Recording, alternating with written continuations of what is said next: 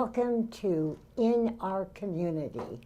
I'm Suzanne Barnett, your host, and today I am so pleased and thrilled and honored to introduce my guest, Bhavna Misra. And Bhavna is an independent artist, an illustrator, and an art educator. And here she is. Welcome. Thank you. I'm so glad you are here. But first explain explain those three things. You're an independent artist. What does that mean? Independent artist, meaning that I am not represented by a gallery. I self-represent myself. So there is no in between my art and the viewers. So that's why I call myself independent artist.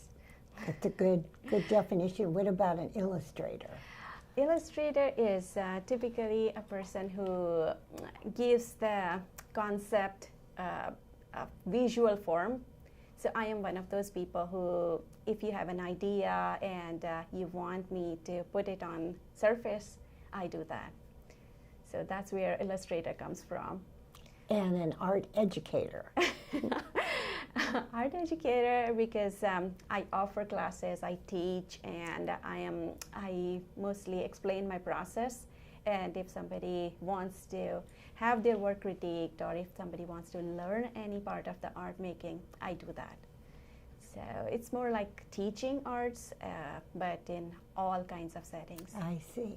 So you are a very, well, I would call it eclectic, but you're so diversified in your art. Yeah. I went on your website, and I think we should tell what that is. We'll tell that maybe later.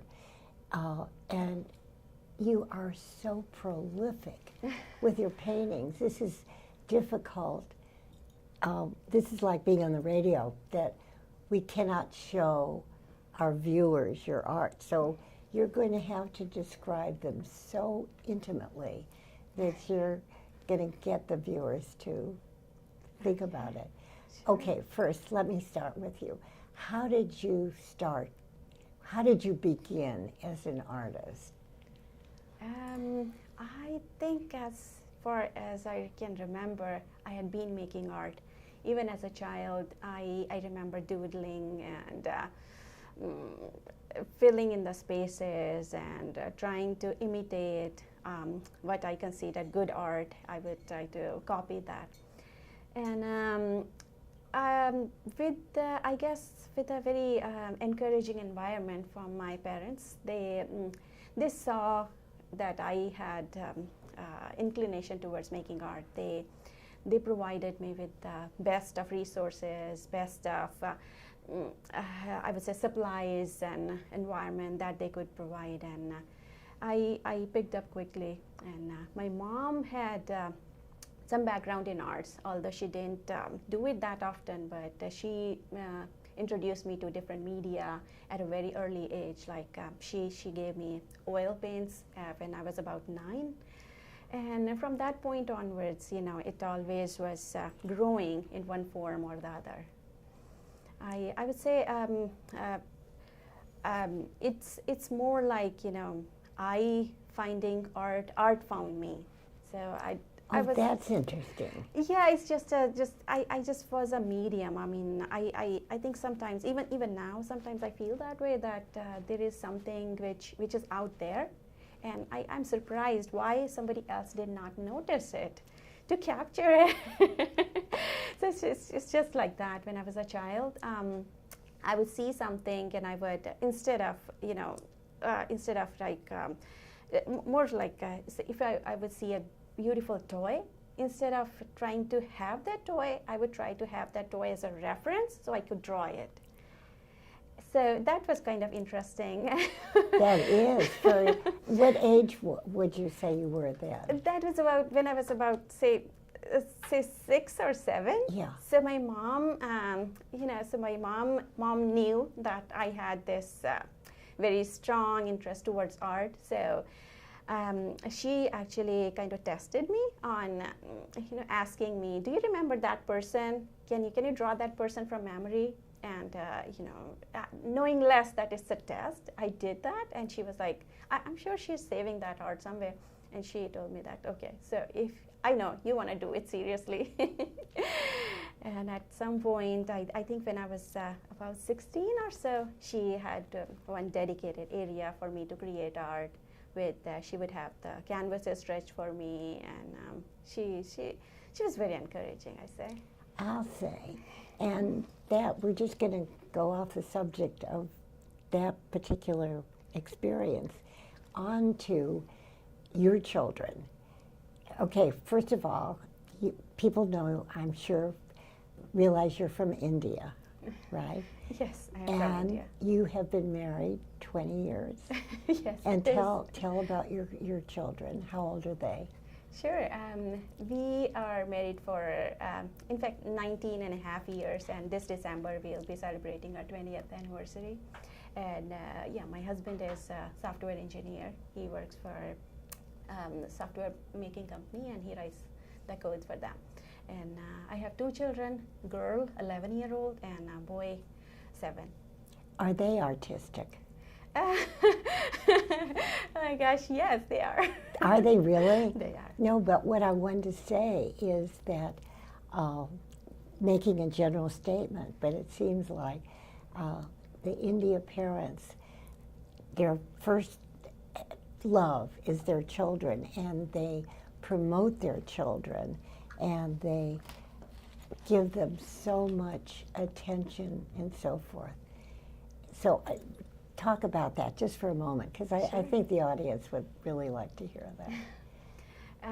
Yes, I think you're right when you made that statement about Indian parents. I should know firsthand because my parents were Indian parents. So, and they put education first, no matter what.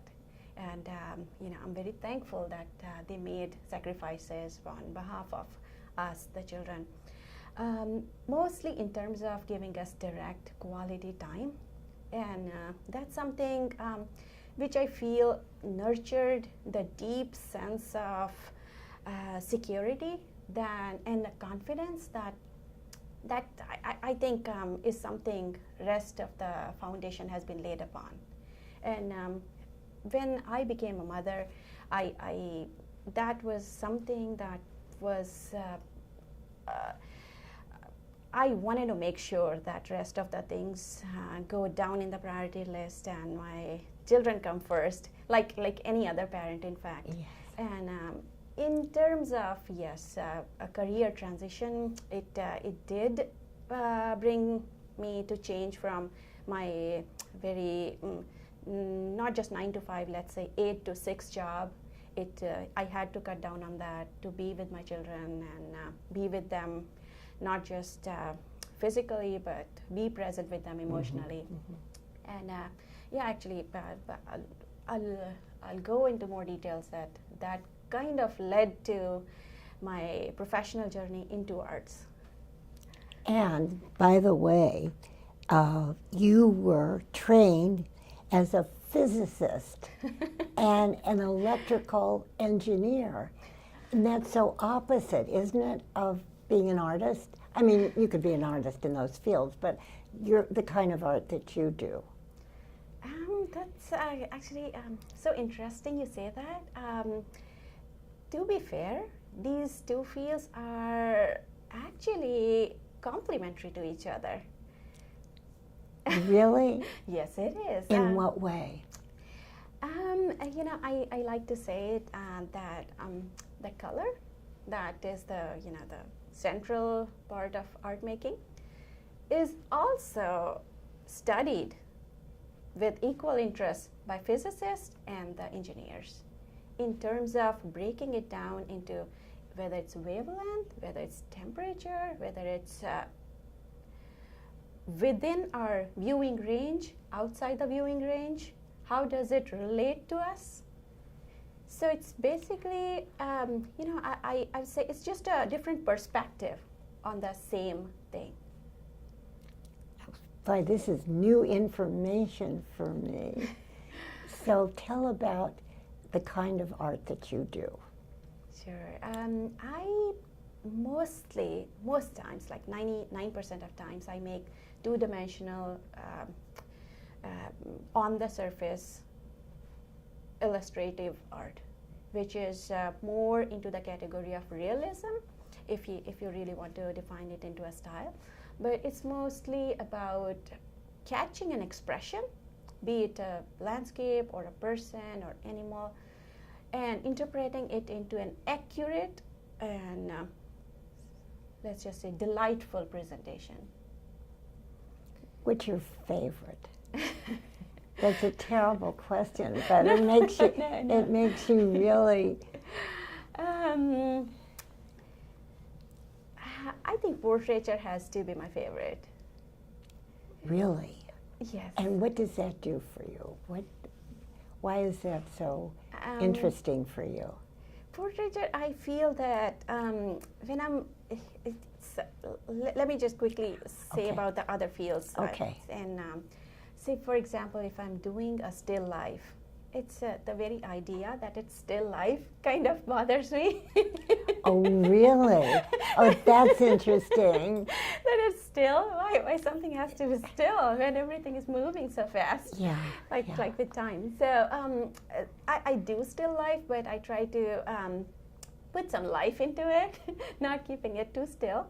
And my finished work does not have an opinion about it. So if I'm painting a cup, my cup cannot tell me back how it feels about it, which is quite opposite to portraiture, where my subject almost always have an opinion about how the piece turns out. Could you give an example of that? Sure. For one of my series, what I did was when I was studying portraiture, and I decided that I would go and explore it more. So I checked with my friends, my family, and if they wanted to be part of this series, and most of them did. After, when I was well within into it, I realized that I am doing, not from their sitting.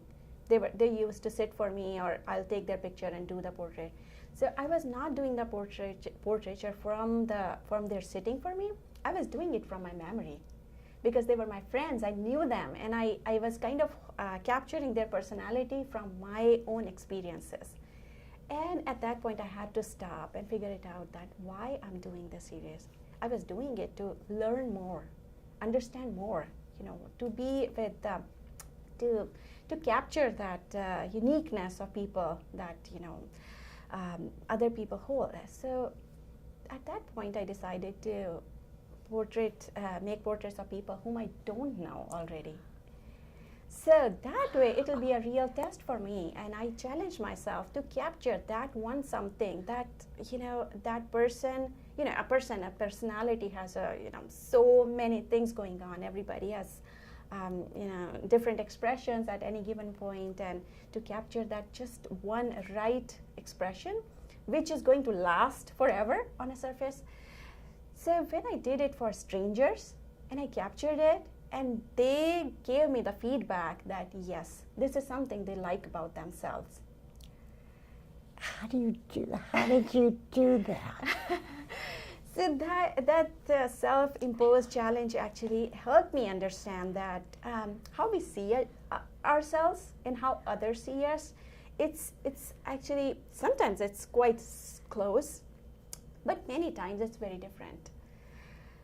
And if, as an artist, if I am, if I'm trying to paint them and trying to capture something, then why am I doing it? Why don't I just take a picture? And why don't we have take the help of the camera? And I realized that this is a human, trying to get the best of another human being, and trying to, not just capture it, but show it back to that person. See how unique you are, how pretty you are. I don't think I'd ever want my portrait done. because I want to be gorgeous, you know, and I know I'm not. So Oh, come on! no, Just no, don't no, say that. no. But I think that must be some very special talent that you have. And oh, thank you. That's okay. Yeah, that you have. It's I would No, say I mean that. How do you capture that? I mean, excuse me. How do you feel that? that's a That's- very good question. yeah. It took me a while to really understand Yeah. that. So, you know, when it's a portrait, you know, there are two things going on at the same time. One, it has to be accurate, because if there is no likeness, there is no point in portraiture. So one, I say this is more like a technical aspect.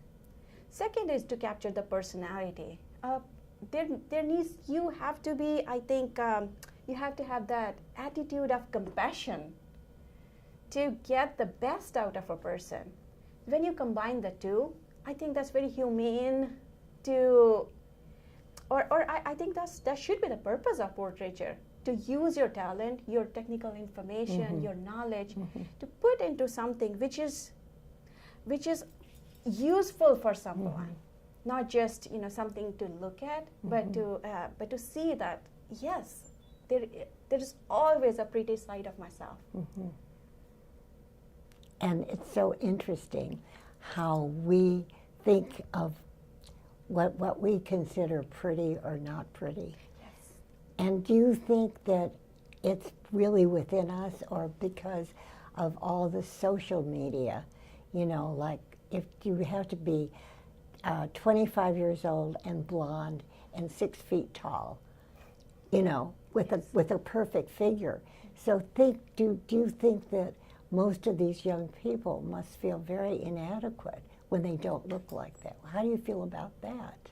So it's such a good question, and thank you for asking this. I have a 12-year-old at home, and it's something I had thought a lot about, because it's very interesting, you know, why we like something, why we like ourselves, or why we like a celeb, or why do we, because we have a preconceived notion of beauty that's been imposed upon us, that, you know, this is what is supposed to be beautiful. Just for a second, if we stop and realize, no, you don't have to follow any rules of beauty. You get to make your own rules of beauty, which comes from, definitely it comes from within you. That what is that you consider beautiful. Once you have that, and once you are very confident about it, you will see, you know, you'll find beauty everywhere, in every person. It's like hard to not notice beauty. You are very special. You know that, you really are. But I think this is very important, what we've been talking about. We're going to do another show too, and we're going to talk also about some of the other aspects of your art. But I feel that for me, and I've done a lot of interviews, but to meet someone like you, and I'm an old lady and you're a young lady, no, but you are a very inspiring person. And wouldn't it be wonderful if that could be, you know, your message about beauty and about art, if that could be spread? Do you think it ever will be spread, that we as humans won't be so worried? Our egos are so hard to live with, and, you know, in these times it's so difficult, especially for children. Like, do you think that you got it across with your 12-year-old, what you just said about beauty? Yeah, it's such a it's a deep question. In fact, it's so important, and yet it's so trivial. The concept of beauty. I'm not sure, because my own child is has not come to realize that there is a value attached to one concept over other. Mm-hmm. But yes, there is, like you said, in these times, it's very important that we choose what we want to choose, what we want to see, what we want to believe, and what do we want to share. And we have to be informed, but we have to be rightly informed. There is so much information right now that it has become almost toxic, that we need to sort it out, figure it out, what's right for us, what do we need, because it's unfortunate that bad information travels so much faster and to such a wider audience compared to what's right or how it should be. But we should be very hopeful about it, because there are always there is hope, and I strongly believe that people are sincere in their efforts to bring change, or no matter how big or small, they're willing to do their part. And even if there are a handful of people among us who keep doing what they believe in and they keep doing it, it's always possible to stay positive and keep nourishing, the younger generation with the right kind of information, right kind of knowledge, and I have hope. Maybe you should give up art and be a public speaker. Or minister, a lady minister. No, but it's so interesting about artists. I think artists do think maybe differently. Yeah. And when I say artists, there are sculptors and there are musicians and so forth, that there's something different in the brain, that it's a sensitivity or something. Possible. Don't you think? I kind of. I mean, for you. You know what? I won't disagree to that, but I would say there are other people in other non-artsy fields who are